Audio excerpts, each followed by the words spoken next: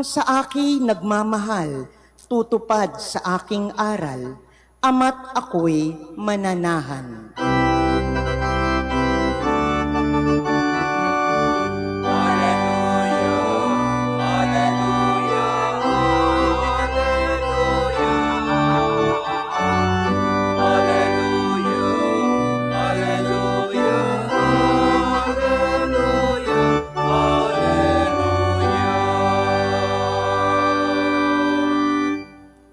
Sumainyo ang Panginoon. At sumaiyo rin. Ang mabuting balita ng Panginoon ayon kay San Marcos. Papuri sa iyo, Panginoon. Noong panahong iyon, samantalang nagtuturo si Jesus sa templo, sinabi niya, "Paanong masasabi ng mga eskriba na ang Mesiyas ay anak ni David?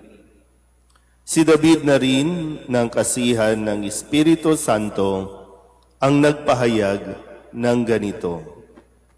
Sinabi ng Panginoon sa aking Panginoon, maupo ka sa aking kanan hanggang lubusan kong mapasuko sa iyo ang mga kaaway mo. Si David na rin ang tumawag sa kanya ng Panginoon. Paano magiging anak ni David ang Mesiyas, at nakinig na mabuti sa kanya ang maraming tao. Ang mabuting balita ng Panginoon. Pinupuri ka namin, Panginoong Hesukristo. Isang magandang umaga po sa inyong lahat. Ngayon po ay Biyernes sa ika-9 na linggo ng karaniwang panahon, at ating pong ginugunita ang kapisahan ni San Bonifacio, isang martir at obispo. At sa ating pong narinig na ebanghelyo mula kay San Marcos ay ang muli ang pagtuturo ni Jesus sa mga taong naroroon sa templo. At sa karanasan natin, may mga bagay na itinuturo na hindi agad natin nauunawaan. Hindi natin agad, kumbaga, yung natatanggap, no? Yung bang napapaisip talaga tayo. At yun din naman ang kagandahan sa pagtuturo, no? Na pinag-iisip din naman tayo. Hindi lang tayo, yung bagay natututo tayo sa ating pong pag-iisip kung ano ba yung narinig natin, ano ba yung itinuro, yung bang hindi lang basta absorb, kundi ang panawagan ay magsaliksik ka rin. Kapag sinabi ng isang guro na ganito, kung sa subject ng science, sa subject ng kung ano mang subject, kailangan mo din itong tuklasin din at tingnan. Hindi yung tumatanggap ka lang, no? Kaya nga, isa sa bagay siguro na para bang anong nangyari, no? Maguguluhan tayo. Kasi ang isa sa mga titulo ni Jesus na itinuturo, si Jesus ay anak ni David. Pero ngayon, ang sinasabi ni Kristo, nililinaw niya na hindi mula o ang anak ni David ay hindi Mesiyas o hindi.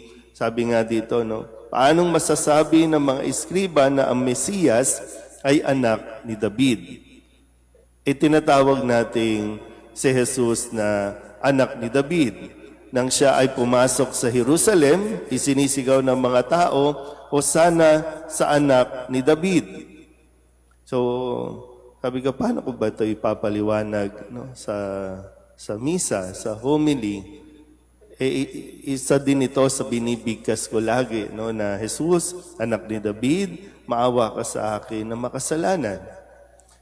Ang problema lang, kadalasan kasi, no, sa mga Pariseo, sa mga eskriba, lagi silang out of context o kaya naman yung literal na pag sinabing, pag nabasa nila anak ni David, kaya hindi nila tinatanggap si Jesus. Kasi si Jesus ay anak ni Jose, anak ni Maria.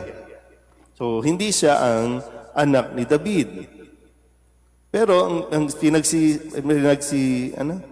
pinagpipilitan ng mga eskriba dahil nga sila yung nakakabasa noon na ang Mesiyas ay anak ni David. So, kung halimbawa lang po, no, assignment ninyo, halimbawa lang kung sa eskwelahan, mag-research kayo, ganyan. So, bagamat, sabi nga, no, si Jesus ay anak ni Jose, si Jose ay mula sa lahi, lipi ni David. Kaya nagkakaroon tayo ng connection. Kung literal na ngayon, anak ni David, maguguluhan talaga tayo. No? Pero laging ganun, no? Pag narinig mo ang salita ng Diyos, pag nilayan mo, pagdasalan mo, at hingin mo ang tulong ng Espiritu Santo para ikaw mismo ay gabayan kung paano mo mauunawaan ang salita na iyong narinig. Kaya marami po ang naliligaw. Kasi makabasa lang ng Bible, magko-quote na ng Bible, na para bang naintindihan niya na kung ano ang nakasulat. Na maraming naliligaw. Marami ang umaalis sa pagkakatoliko, marami ang naninira sa katoliko gamit ang salita ng Diyos. Pag sinabi ng mga iba na wala naman nakasulat,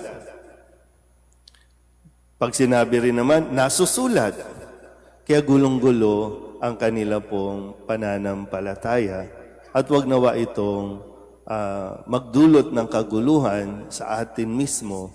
Kaya ugaliin din natin, no? Magbasa ng Biblia, kung mayroong mga kailangan linawin, magtungo ka sa mga eksperto, sa mga mas makakatulong sa iyo na magabayan ka. Nang sa ganon, mas mapalalim ang iyong pananampalataya. Amen?